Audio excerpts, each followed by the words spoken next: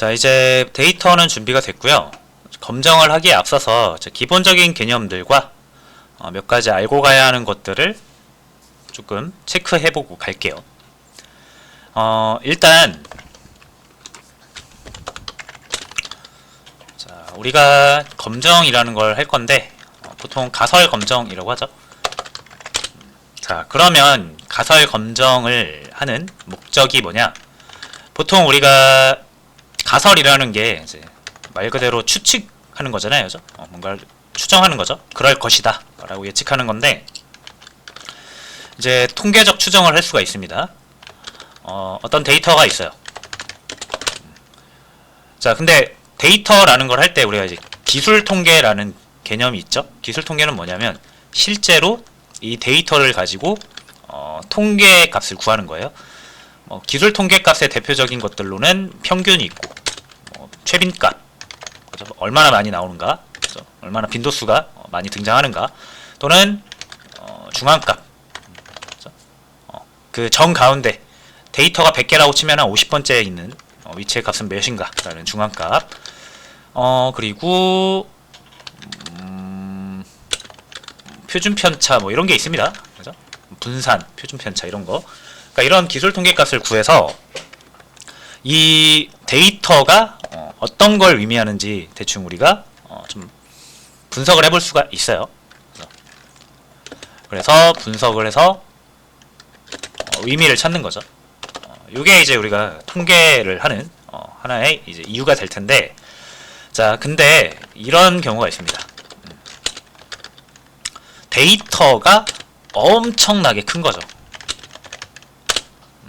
엄청나게 커서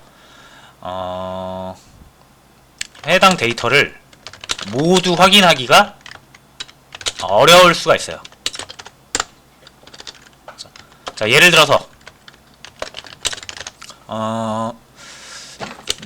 대한민국 전체 인구의 평균 몸무게. 자, 요거 여러분, 요게 언뜻 보면 좀 쉬워 보일 수 있을 텐데, 그죠? 뭐 보통 이제 다 학창 시절이나 아니면 커서도 뭐 검진 같은 거 할 때 몸무게랑 이런 거 재잖아요, 그죠? 그래서 그런 데이터들이 쌓여가지고 뭐 전체 인구까지는 아니어도 대부분의 사람들의 이 몸무게를 측정해가지고 데이터로 가지고 있을 겁니다, 그죠? 자, 근데 이런 몸무게 같은 경우는 그런 식으로 이제 뭔가 딱 정해진 검진이라든지 신체 검사라든지 이런 이벤트를 통해서 지속적으로 채집을 하는데, 그렇게 되지 못하는 유형의 데이터들도 있을 수 있어요. 그래서 예를 들게요. 이제 대한민국의 남성의 평균 자동차 구입 희망 나이. 자, 이런 거. 자, 이거 조사하려면 어떻게 해야 되죠, 여러분? 대한민국 남성이라고 하면 대한민국 5천만이라고 가정하고 거의 이제 남녀 성비가 반반이라고 가정했을 때 2,500만 명입니다. 그죠? 2,500만 명의 남성들한테 근데 여기서 이제 또 성인만 대상으로 조사를 해야 맞을 것 같아요. 그죠? 자, 어쨌든 그렇다 쳐들어도 1,000만 명이라고 가정을 할게요. 여러분들이 1,000만 명의 남성들한테 물어봐야 돼요. 자동차 언제 사고 싶으세요? 라고 물어봐야 됩니다. 그죠? 자, 그러면은 굉장히 힘든 사실이라는 걸 알겠죠? 여러분들이 뭐 전화를 돌리든 아니면 길거리에 돌아다니면서 직접 설문을 하시든 이 1,000만 명을 직접 다 물어보실 수 있을까요? 불가능은 아니지만 만약 1,000만 명을 다 물어봐야 된다라고 하면 시간과 비용이 엄청나게 많이 들 겁니다. 맞죠? 자, 그래서 대한민국 전체 남성에게 남성 모두를 조사하는 것은 현실적으로 불가능에 가깝죠, 여러분. 1,000만 명을 직접 조사할 수는 없잖아요, 그죠? 자, 그래서 어떻게 하는 거죠? 전체 남성 모두를 하는 게 아니라 일부를 뽑아서 조사하는 거죠. 됐죠? 자, 그래서 일단 이 대한민국 전체 남성 전체를 대상으로 할 수는 없으니까 일부를 뽑아서 그 일부를 가지고 전체를 한번 예측해보겠다, 추측해보겠다라고 하는 게 통계적 추론, 용어를 정확히 제가 통계적 추론이라고 하는지까지는 잘 모르겠어요.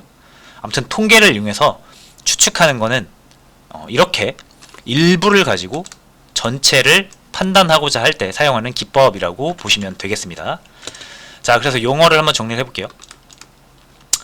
여기서 전체 남성 있죠? 우리가 조사해야 되는 대상, 조사해야 되는 대상 전체는 우리가 이거를 모집단이라고 합니다. 자, 영어로는 아마 population 이렇게 부를 거예요. 자, 근데 이 전수조사, 조사 전체 대상을 조사하는 것에 가지고 전수조사라고 하는데, 전수조사를 하는 게 현실적으로 불가능하니까 일부를, 그 일부를 뽑는 거죠. 전체 일부를. 자, 얘는 우리가 표본 집단이라고 합니다. 샘플이라고 영어로는 칭하죠. 일단 이 두 개의 용어를 이해하시고 요런 원인 때문에, 이런 이유 때문에 모집단과 표본 집단이라는 용어가 나왔어요. 표본 집단을 이용해서 모집단, 자, 표본 집단을 이용해서 모집단을 예측, 추측하는 것이 우리가 하고자 하는 일단 가장 베이스라고 보시면 되겠습니다.